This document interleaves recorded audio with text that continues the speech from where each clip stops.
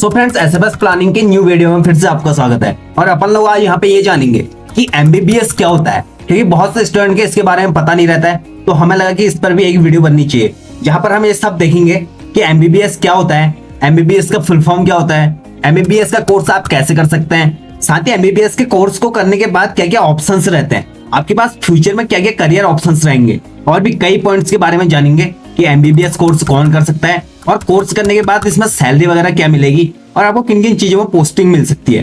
तो आज की इस वीडियो में हम इन सब चीजों के बारे में डिस्कस करेंगे, वो भी हर एक पॉइंट को बड़ी डिटेल में इनकी इन्फॉर्मेशन लेंगे। तो इस वीडियो को एंड तक जरूर देखना यदि आप एक डॉक्टर बनना चाहते हो और एमबीबीएस की नॉलेज लेना चाहते हो। तो आज की वीडियो स्पेशल आपके लिए।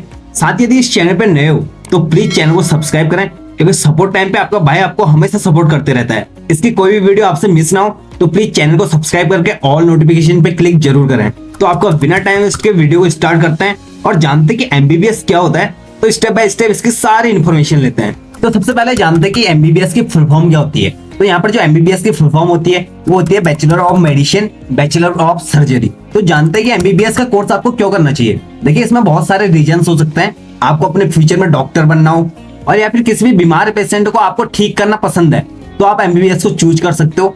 या फिर आपको एमबीबीएस के बाद एक डॉक्टर बनना है, चाहे वो एलोपैथिक मेडिसिन में हो या फिर मॉडर्न मेडिसिन में, तो आप एमबीबीएस की ओर जा सकते हो और यहाँ से आप एक डॉक्टर बन सकते हो। और इससे ज्यादा यदि आपने डॉक्टर कैसे बन सकते हैं इसकी यदि ज्यादा नॉलेज लेनी है तो उसके लिए ऑलरेडी चैनल पे एक वीडियो पड़ी हुई है, आप जाकर वहां पर भी देख सकते हैं। तो यहाँ पर हम अभी एमबीबीएस के बारे में जान रहे हैं। तो एमबीबीएस में दो प्रोफेशनल कोर्सेज होते हैं, एक तो होता है बैचलर ऑफ मेडिसिन और दूसरा होता है बैचलर ऑफ सर्जरी। तो यदि बात करें कि एमबीबीएस की ड्यूरेशन क्या होती है, यदि आप एमबीबीएस में एडमिशन ले लेते हो इस कोर्स की ड्यूरेशन क्या रहेगी और एमबीबीएस में एडमिशन कैसे ले सकते हो, इसके बारे में हम आगे डिस्कस करने वाले हैं। तो यदि हम एमबीबीएस के कोर्स के ड्यूरेशन की बात करें तो ये टोटल कोर्स होता है 5.5 साल का, जहाँ पर आपके 4.5 साल की पढ़ाई होती है और जो लास्ट का बचा 1 साल होता है उसमें आपकी इंटर्नशिप होती है, जहाँ पर आपको प्रैक्टिकल नॉलेज करवाई जाती है। मतलब वहां पर रियल में वर्क कराया जाएगा, जो आपके रियल पेशेंट होंगे तो वहां पर आपको पूरा बताया जाएगा कि आप असली में कैसे वर्क कर सकते हो।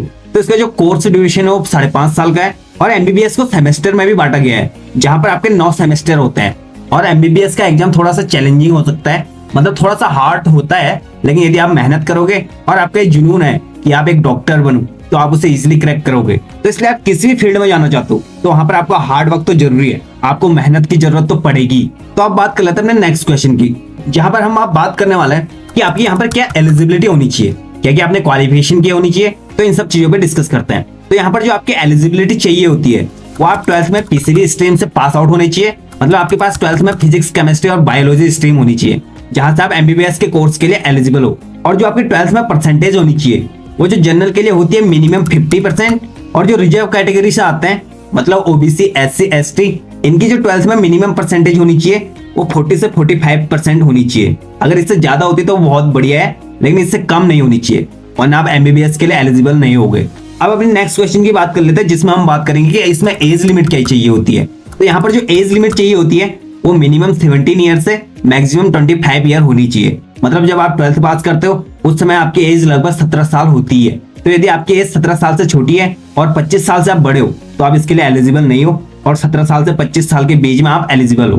तो यहाँ पर आप नेक्स्ट पॉइंट की बात कर लेते हैं कि यहाँ पर यदि आपको एमबीबीएस में एडमिशन लेना है तो उसके लिए आपको किस चीज का एंट्रेंस एग्जाम पास करना होगा, और यदि आप इस एंट्रेंस एग्जाम को पास आउट करते हो तभी आपका एडमिशन एमबीबीएस में होता है। तो एमबीबीएस के लिए जो आपको एंट्रेंस एग्जाम देना होगा वो एग्जाम देना होता है नीट का, NEET, जहाँ पर नीट का फुल फॉर्म होता है national eligibility cum entrance test. तो यदि आप नीट का एग्जाम क्रैक कर जाते हो उसके बाद आपको एमबीबीएस में एडमिशन मिल जाता है। और आपको कॉलेज कौन सा मिलेगा ये डिसाइड करेगी आपके नंबर्स, आपकी रैंकिंग, जिसके अकॉर्डिंग आपके नंबर होंगे उसके अकॉर्डिंग आपको कॉलेज मिलेंगे जहां पर आप अपनी ट्रेनिंग ले सकते हो। तो इसलिए यदि एमबीबीएस में जाना चाहते हो तो थोड़ा सा मेहनत जरूर करना ताकि आपको अच्छा कॉलेज मिले और वहां से आप डिग्री करके एमबीबीएस की पढ़ाई करके एक प्रोफेशनल डॉक्टर बन सको।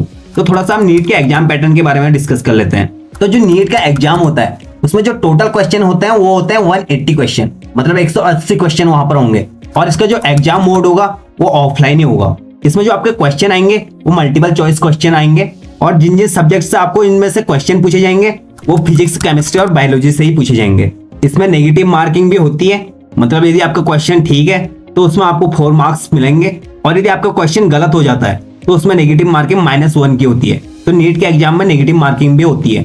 नीट का जो एग्जाम ड्यूरेशन है वो 3 घंटे का है, मतलब आपको 3 घंटे में 180 क्वेश्चन करने होंगे। इसके जो टोटल मार्क्स हैं वो 720 होते हैं। यहाँ पर हर एक क्वेश्चन 4 नंबर का होता है और यदि आप 180 इंटू 4 करोगे तो आपका टोटल स्कोर होगा 720। तो इसके जो टोटल मार्क्स होते हैं वो होते हैं 720।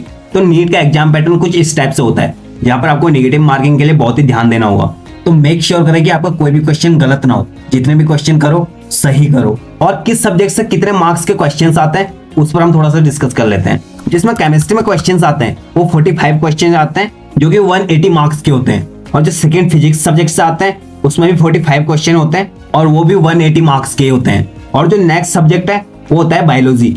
बायोलॉजी में 2 पार्ट से आता है, फर्स्ट जियोलॉजी और दूसरा बॉटनी, जहाँ पर टोटल क्वेश्चन होते हैं 90, मतलब 45 जियोलॉजी से और 45 बॉटनी से। इन दोनों को जो टोटल मार्क्स होते हैं वो 360 होते हैं और इन 2 सेपरेट सब्जेक्ट है वो 180 मार्क्स होते हैं, तब जाके 360 होता है। तो टोटल 180 क्वेश्चन होते हैं जहाँ पर टोटल मार्क्स 720 होते हैं। तो यदि आप अपना नीट एग्जाम क्रैक कर जाते हो उसके बाद आपकी काउंसलिंग होगी, तो यहाँ से डिसाइड होगा कि जितनी अच्छी आपकी रैंकिंग होगी तो उतना अच्छा आपको कॉलेज मिलेगा और तब जाके आप एमबीबीएस में एडमिशन ले सकते हो। और एमबीबीएस के बाद अपनी पढ़ाई को जारी रखना चाहते हो, मतलब आप एमबीबीएस का कोर्स कंप्लीट करने के बाद डायरेक्ट जॉब करने के बजाय पढ़ना चाहते हो, अपना पोस्ट ग्रेजुएशन करना चाहते हो, तो उसमें आप एमबीबीएस के बाद एमडी और एमएस कर सकते हो। एमडी और एमएस एमबीबीएस की पोस्ट ग्रेजुएशन है, जहां पर एमडी का फुल फॉर्म होता है डॉक्टर ऑफ मेडिसिन और एमएस का फुल फॉर्म होता है मास्टर ऑफ सर्जरी। तो आपका जहां भी इंटरेस्ट है दोनों में से किसी एक को चूज करके अपनी मास्टर डिग्री को आप कंप्लीट कर सकते हो। और यदि आप ये सब डिग्री करके जाते हो तो वहां पर आपकी सैलरी का ग्रोथ भी बहुत अच्छा होता है और साथ में आपको पोस्टिंग भी बहुत बड़ी मिलेगी। तो यदि आप एमबीबीएस के बाद जॉब के लिए जाते हो तो यहाँ पर हम जान लेते हैं कि आपको किस किस चीज की पोस्टिंग मिल सकती है। तो जो यहाँ पर आपको पोस्टिंग मिलेगी वो आपको एक सर्जन की मिल सकती है, मेडिकल ऑफिसर्स की मिल सकती है, जनरल फिजिशियन की मिल सकती है, health care research and consultant की मिल सकती है, साथ ही जूनियर डॉक्टर, जूनियर सर्जन, ऐसी बहुत सी पोस्ट हैं जहां पर आपको पोस्टिंग मिल सकती है। तो एमबीबीएस करने के बाद डॉक्टर का करियर भी बहुत ही ब्राइट है, तो यहाँ पर ये सारी पोस्टिंग आपको मिल जाती है। उसके बाद यदि हम बात करें कि आपको सैलरी क्या मिलेगी यहाँ पे, तो पहले तो आप यहाँ पर दोनों सेक्टर में वर्क कर सकते हो, गवर्नमेंट भी और प्राइवेट भी। और यदि यहाँ पर सैलरी का ग्रोथ कहें तो यहाँ पर जो आपकी स्टार्टिंग सैलरी मिल जाती है वो 35,000 से 40,000 के बीच में मिल जाती है, चाहे आप प्राइवेट सेक्टर में वर्क करो या फिर गवर्नमेंट सेक्टर में। और जैसे जैसे आपकी पोस्टिंग बढ़ते जाती है उसके अकॉर्डिंग इसकी लाखों में सैलरी होती रहती है। साथ में आपका एक्सपीरियंस भी डिपेंड करेगा कि आपको इस फील्ड में कितना एक्सपीरियंस है और कितनी ज्यादा आपको नॉलेज है। जितनी ज्यादा आपको नॉलेज रहेगी उसके अकॉर्डिंग आपकी पोस्टिंग भी बढ़ेगी और आपकी सैलरी का भी ग्रोथ होगा। तो एमबीबीएस करके यदि आप एक डॉक्टर बन जाते हो तो इसमें स्कोप बहुत ज्यादा है और सैलरी का ग्रोथ भी बढ़ते जाता है। साथ ही आप भी ये देखते होंगे कि इस दुनिया में एक डॉक्टर की डिमांड कितनी ज्यादा है, तो इसमें आपका फ्यूचर भी बहुत ही अच्छा होने वाला है। तो आज की वीडियो में हमने यही सब जाना कि एमबीबीएस क्या होता है और एमबीबीएस के बारे में कुछ नॉलेज ली। तो यदि वीडियो इन्फॉर्मेटिव लगी है तो दूसरों को भी शेयर जरूर करना। साथ ही यदि इस चैनल पर नए हो तो प्लीज चैनल को सब्सक्राइब करें, क्योंकि सपोर्ट टाइम पे आपका भाई आपको हमेशा सपोर्ट करते रहता है। साथ ही हमारी वीडियो को देखने के लिए बहुत बहुत धन्यवाद।